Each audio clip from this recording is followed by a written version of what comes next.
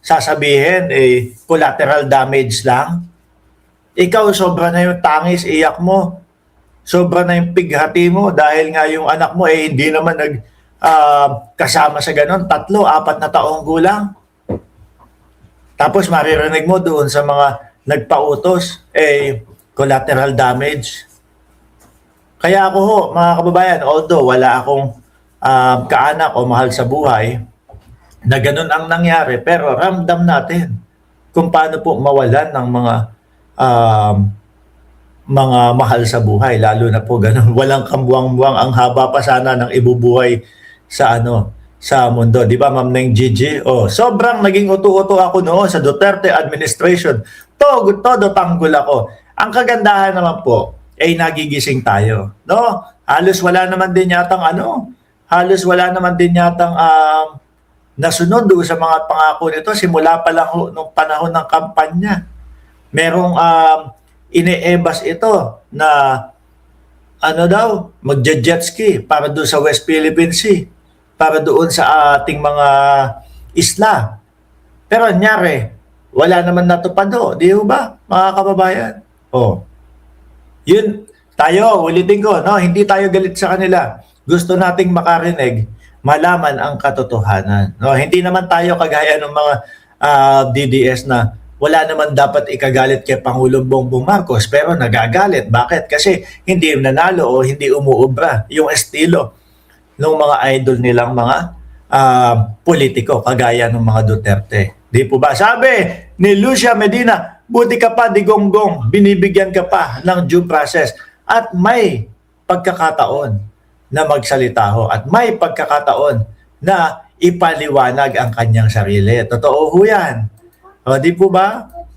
Yung ibang mga kababayan natin talagang nakakaawa po. Sabi ni Sir Jorge Edralin, kasi nangyayari yan doon sa mga lugar na alam nilang hindi makakalabas sa kanila yung nasa low level. At saka madaming nagtatanong, bakit daw puro piso-piso yung mga naaaresto samantalang yung mga malalaki ho, na Lord, yan, kagaya ng nila Michael Yang. Bakit daw yung mga yun, yun daw ang mga nakakalaya.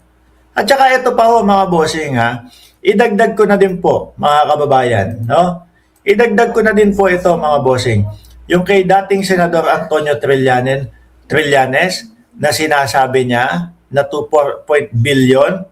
Ito, Duterte account had 2.4 billion in transaction.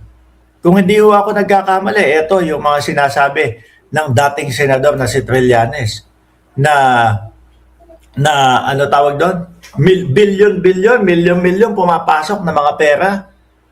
No? At hindi lang sa dating Pangulong Duterte.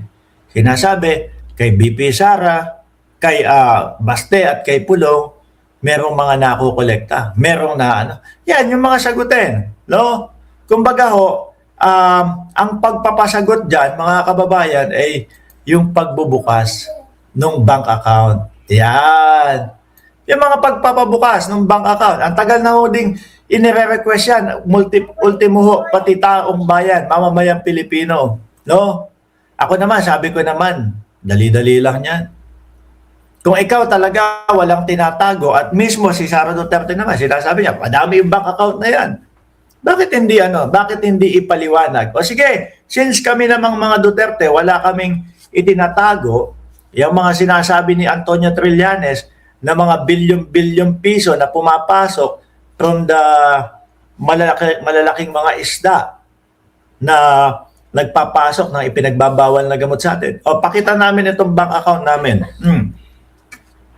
Di po ba?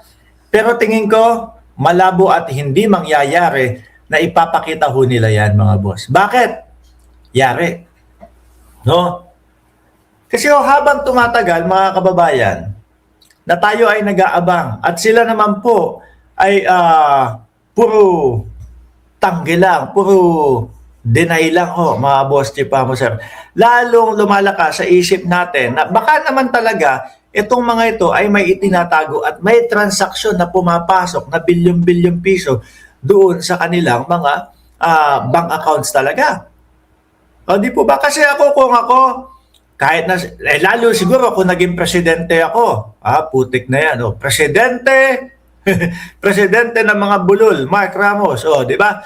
Kunyari ako ay naging presidente ng Pilipinas, tapos nakikita ko yung mamamayang Pilipino nagre-request ng mga bank accounts ko. No, alam ko, wala naman akong pinagnanakaw at walang pumapasok. Nako, baka ilatag ko agad sa inyo yan. The moment o sa araw na may nagsabi na si Mark Ramos ay nakakatanggap ng bilyong-bilyong piso galing doon sa malalaking mga nagpapakalat ng ipinagbabawal na gamot sa Pilipinas. Tapos kumalat, dumami yung taong nag-request. Sige, latag natin. Di ba? Yung kanila simula tato ni Pulong, tapos itong mga transaction, mga bank accounts, hanggang ngayon wala pong sinasagot. Lagi lang po pinupolitika ho, mga bossing. Diniskartehan nila yung mga Pilipino. Nung panahon ho, mga kababayan, na medyo kainitan ito. No? Pinakita nila yung bank account. Yung bank account. Pero, kung ano lang, yung existing na laman nun.